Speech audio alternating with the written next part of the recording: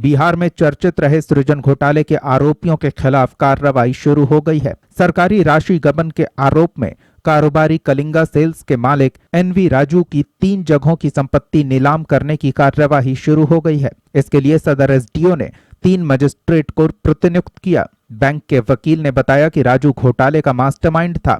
बता दें कि एनवी राजू ने बैंक ऑफ बड़ौदा से ऋण लिया था, जिसमें जोगसर मौजा में 1440 वर्ग फीट जमीन, ईश्वरी कॉम्प्लेक्स में 1004 वर्ग फीट की दुकान और अध्यांति टावर में 1118 वर्ग फीट की दुकान को बंधक रखा था।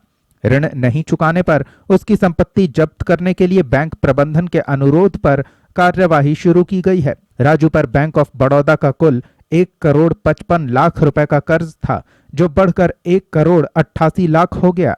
बैंक का बार नोटिस, सारा जो कानूनी कार्रवाई उन्होंने लोन को चुकता नहीं किया। सरफेसी एक्ट के तहत बैंक डीएम परमिशन लिया।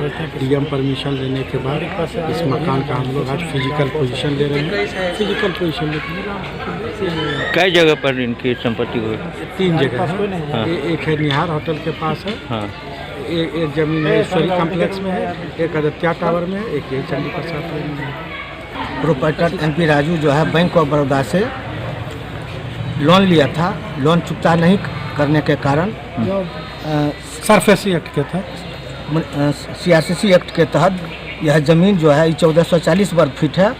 आज जो है कानूनी कार्रवाई के तहत जो है बैंक के द्वारा जब्ती की जा रही है।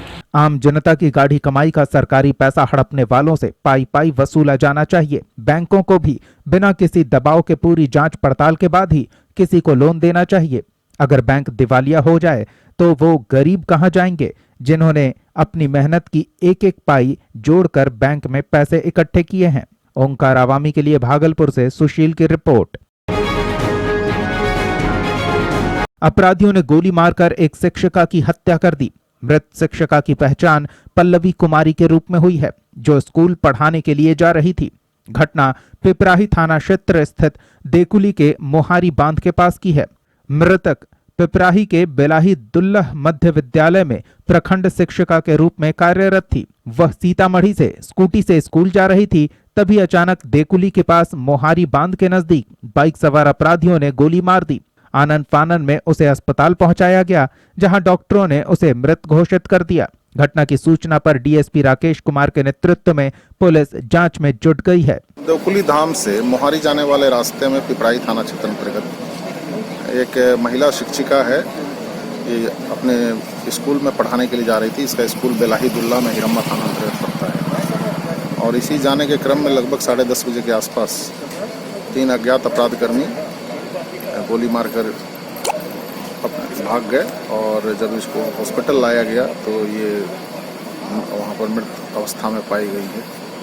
अपराधकर्मी के पलायन की दिशा में हम लोग छापामारी करवा रहे हैं और इनके परिजन आ रहे हैं। उनके आने के बाद फॉर्मल एफआईआर रजिस्टर किया जाएगा और जो भी इन्वेस्टिगेशन में एविडेंस आएगा उसके आधार पर हम आगे कार्रवाई करेंगे। सूबे में अपराधियों की पौबारा है। अगर कहा जाए कि अपराधी मस्त हैं और पुलिस पस्त, तो इसमें अतिशयोक्ति नहीं होगी।